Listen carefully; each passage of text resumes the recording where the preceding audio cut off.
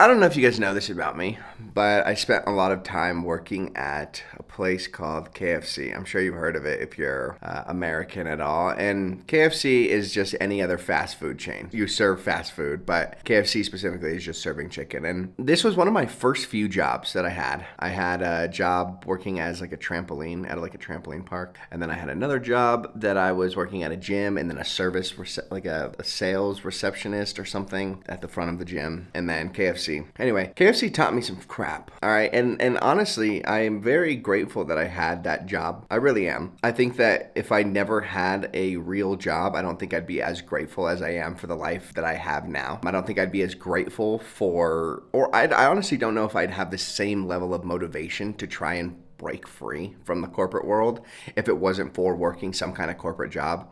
I see a lot of people that were, essentially fast-tracked their way directly into online business. And to a degree, I did as well. But a large portion of like my high school was spent at KFC and working regular jobs. And I gotta say, first and foremost, I never want to work corporate again because of how like just brutal working at KFC was. Labor intensive, no, but you're surrounded by people who do not care about you. You're surrounded by people that have zero ambition to achieve anything, hence why they're working at KFC. You're surrounded by just such negative people, and that negativity absolutely stains the air. It stains. It makes the air so thick and so dangerous. I mean, we all understand the quote, you're the sum of the 5 people that you spend the most time around. And when you're pushed in the confinements of a KFC staffing for 8 to 10 hours a day, you're surrounded by some of the most negative people you ever meet. People that are just depressed, people that are sad, people who are ungrateful, people who are just complainers. And this is terrible for your own mental mind construction. It's very difficult to try and construct a mental fortitude capable of achieving monumental things when the people that you're surrounded by are almost advocates for the exact opposite. When everybody there thinks in the exact opposite way that you need in order to be successful at anything. If you want to be a successful bodybuilder, you want to be a successful entrepreneur, you want to be successful, it doesn't matter what it is, you have to construct a mind model that prohibits you to be successful. You can't be successful if you contain all of the traits of somebody who's lazy and then still be monumentally successful. I've never seen it. I'm sure that there's exceptions, but I don't necessarily think that it's the rule. That,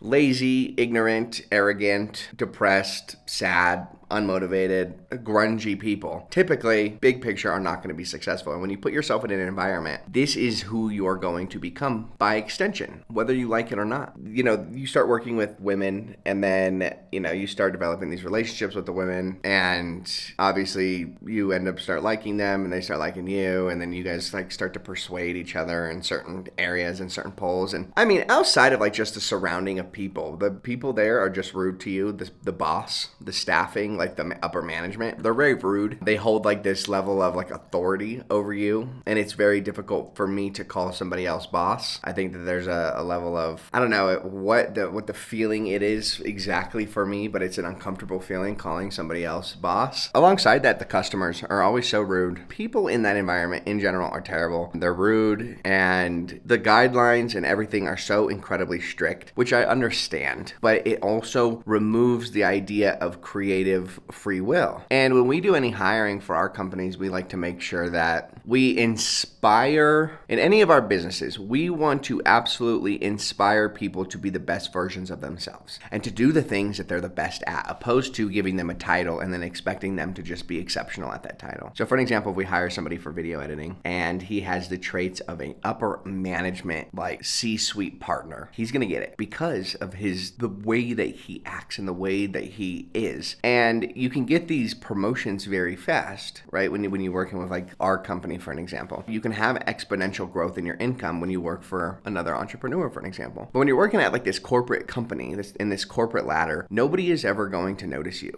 Or if they do, it's going to be a very, very, very long time. And so the room for growth is so limited within the constraints of upper management, I guess. Like, you just don't really have the ability to there's no creative free will. Because, for an example, I was assigned as like, the chicken boxer. I didn't have a choice if I didn't want want to be the chicken boxer. I couldn't go and do something else. I had to earn my way up. And then me earning my way up, all that did was put me in management. And then management did the same thing as the regular people, right? If anything, they had more to do, which was more strict and more, regulated and unenjoyable. One of the things that really like inspires me to work in the way that I work is the fact that I know that there is an exponential amount of growth that I can have that I'm not necessarily in control of. There are things that I can do that by extension could have a monumental shift in the trajectory of our business. And when you're working in these businesses and you're working in these companies, like these corporate jobs, you realize that your growth is so limited. And that's one of the reasons that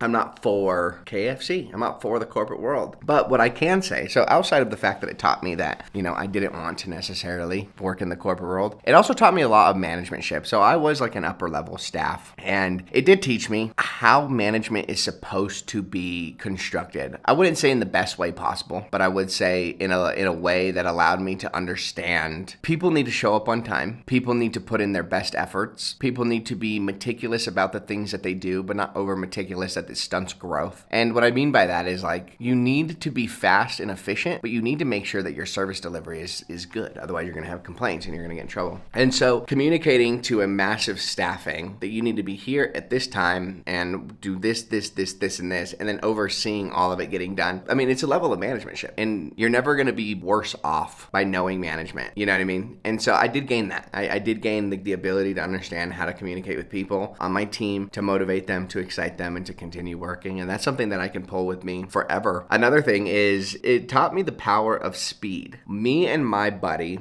so this is a KFC that had just freshly opened, and so it didn't have much traction off the bat. Me and my buddy Adam, we made it our absolute imperative to have the most efficient and effective KFC that there ever was. What I mean by that is we wanted our orders to be to the window before the person had even gotten to it. So by the time they had gotten to the window, we were able to pass them out their food, take their card, and then pay. And so this meant we needed fulfillment in under 30 seconds, which kind of comes with like more managementship, obviously. And so anyway, we had made this our imperative that we wanted to do under 30 seconds, being able to fulfill orders and have it out the window before they even got to the window. And anyway, and the reason why this thing was just so beneficial is because the word started spreading that KFC, this KFC specifically, had the most efficient and productive workers, staffing of any restaurant, of any business, of any fast food that they had ever been to. And so people started testing this out. We noticed that as we were getting faster, more people were showing up. And it got to the point where there were lines, massive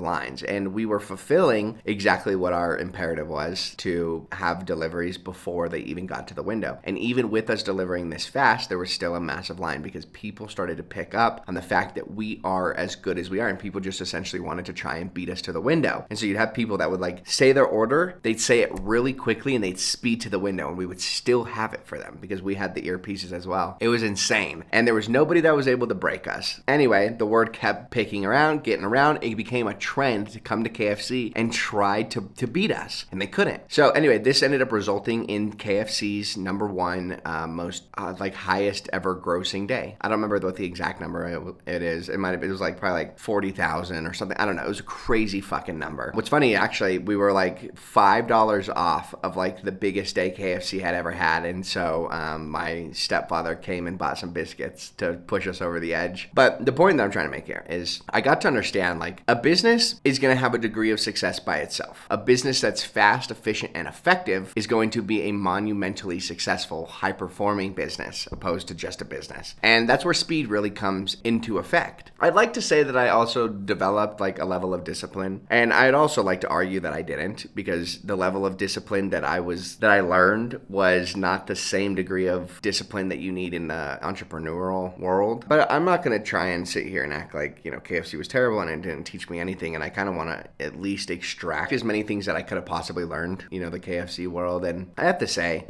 you fully, whether or not I developed a new level of discipline through KFC, or I just became cognitively aware of the discipline that I needed to not have if I wanted to be successful in the real world, I don't know what that comparison and contrasting is. But what I can say is the level of discipline that you need to have, working in the corporate world is a completely different level of discipline that you need to have in the real world. All right. Because you don't have somebody telling you what time to show up. You don't have somebody telling you exactly exactly what you need to do. You don't have the same tasks that you do every single day, and so they get so easy you could do them on autopilot. You need to fully understand and learn certain things in the real world. You don't have anybody else giving you any form of accountability. You are your own form of accountability, and so you need to be creative yourself. You need to be smart yourself. You need to be competent yourself. You need to be fast yourself. You need to be motivated. You need to be driven. You need to be resilient. You need to be dedicated. You need to be all of these things if you want to be successful in the real world. And so the degree of discipline is so wildly different because you don't have anybody holding you accountable to it. And so I think being able to see like that duality, seeing that shift was impactful for me, because then I also get a sense of the level of other people's discipline. And I think a big part of, why I'm successful is I look at the competition and I say, listen, I don't need to compete with the 1%. I need to compete with the 99%. And if I can outperform the 99%, then I can be within the 1%. And when I can gauge the level of discipline that everybody else has and then shift it, reverse engineer it in a way that is constructually prominent in the real world, I can outperform somebody else who is in the corporate world and then wants to come and become an entrepreneur. They're not necessarily going to be able to, because they're going to need to see the differences in the discipline, and a lot of people don't even want to amount to that. You get what I mean? And it's not necessarily in a negative way. It's just I like the idea of being competitive, and I like being competitive. And so when I look at how I can gain a competitive edge over the 99% of people, those are some of the things that I like to pick up. One of the next things that was a big shift for me is like kind of extrapolating off the point earlier that we were talking about people. I did a shift. I did a quick look around at like the people that I was surrounding myself with, and I made it a prominent point. For the rest of my life, I want to only surround myself with people that truly inspire me. And if that's going to be the case, I'm not going to find somebody who's going to inspire me at KFC. I'm not going to find anybody who's going to inspire me at like a corporate job. Unless, I'm really high up on the corporate ladder of Apple and I'm able to speak to, Tim Cook or something. And the idea of trying to gradually increase my way all the way up there over, 40, 50 years. I'm sure there are people that have worked at Apple for 50 years that I've never met Mr. Any of the higher levels. And I think that is like one of those things that I genuinely think about. It's like, I want to be around people who inspire me. I want to be around people who are inspirations to me. And I'm not going to do that. I'm not going to be able to do that inside of the corporate world. And yeah, that was one of the points. I very much got to learn, and this was helpful. Okay, so this next point is helpful. The customer experience is everything. And you learn this in the corporate world. There's a quote, it's like, the customer is always right, or something like that. And what the point of this is, and this you can hold in any business. In any business that you have, the customer is always right. And you just need to simply frame it in a way in which, yes, you're right, and I understand, but, okay? And it doesn't even necessarily need a but, it can just be an and. Because when you say but, it's almost like, I'm not necessarily hearing what you're saying. I heard it, but I'm not understanding it. But when you reframe it and say and, so yes, I hear what you're saying, and one thing that I would like to know is, and then you go into the point that they're just completely wrong on, it's no longer, like stunting the fact that, they're just completely wrong. And you'll learn in the corporate world that the customer experience is everything. And this is real in the real world as well. We have a lot of clients in any of our businesses. We have a good amount of clients. And one of the most important factors and one of the most important things that we need to carry with us just about in every business is the fact that the customer is always right. And you need to create products. You need to create an experience. You need to create a environment in which customers are openly able to express constructive criticism, and then you just need to learn and adapt to that. We have an education company, and big part of, why it's successful, or a big part of, any of our agencies being successful, is the fact that we're not developing a product based on what we want. We're developing a product based on what helps other people. And by getting constructive criticism, you're allowing yourself to continue to grow and develop a business that people are actually going to aspire to want to be like, which kind of extrapolates off a point that we were talking in another video about imperfectionism or perfectionism. And it's like your idea of perfect is not the idea of perfect that a customer has. And so you need to listen to your customers. A lot of the times, a lot of the ideas that we have on our menu and whatnot actually came from customer opinions, customer thoughts. And they ended up being really wild, like overtly popular items on the menu because we were listening to the customers. And so it's one of the things that we brought into any of our businesses is constantly listening to the customers and constantly constantly gauging their happiness level with the product and then constantly striving to develop a product that they actually enjoy. I mean, to a degree, I know this is kind of polling, like this is kind of reaching at this point, but teamwork and building, we held records. We beat so many records at that KFC, and this was because this was a team. And this is one of the things that I make so prominent in any of my videos and in any of my companies that if I'm doing some kind of demo call with somebody, I make it very apparent that yes, I may be smart, but if it wasn't for my team, none of this would be here at all. And you learn in the corporate world how important a team is. You understand that Apple is only Apple because of the people and the staff that make it Apple. KFC is only KFC because of the staffing that makes it KFC. One person cannot run a full stack Fortune 500 or, wildly successful franchise or company all by themselves, okay? They need to have some kind of staffing. And where I really like this is the only way that we were able to hold those records that we held were because of the fact that we had a good team and we've curated a good team. The days that me and Adam didn't work were the days that the shop did its lowest number in revenue. And it wasn't necessarily because people just didn't show up. As a matter of fact, the same number of people showed up, but a lot of them ended up exiting the lines because they weren't fast enough. But when you have a good, strong core team, you can develop, you can be faster, you can be more efficient, you can be more productive, you can be more perspicacious, you can do more things better, faster, quicker than you would be able to do on your own. And so whenever I go into a new business, the first thing I like to do is I like to develop a team of people. They don't even necessarily need to be experts. They don't need to be the best. They just need to be an extra set of eyes that I can work with and handle any of the day-to-day tasks with, allowing for me to just be more productive. Anyway, KFC was a ridiculous time in my life, but I do like to retrospectively analyze all of the things that I've done in my life and try to gauge what I learned from every single thing that I've done. I think it's an important thing to take that retrospective image of building blocks that have constructed me to be who I am. And I think it's important that you need to do that as well, because a lot of people feel like they're constantly wasting their time, especially in the entrepreneur world. I know a lot of people that start a business and then fail, and then they just feel like they wasted their time. But in actuality, you didn't waste your time at all. You developed a new knowledge set, a new skill set. You developed a new way of thinking, some kind of paradigm, a new lens. Like there were so many things that happened that were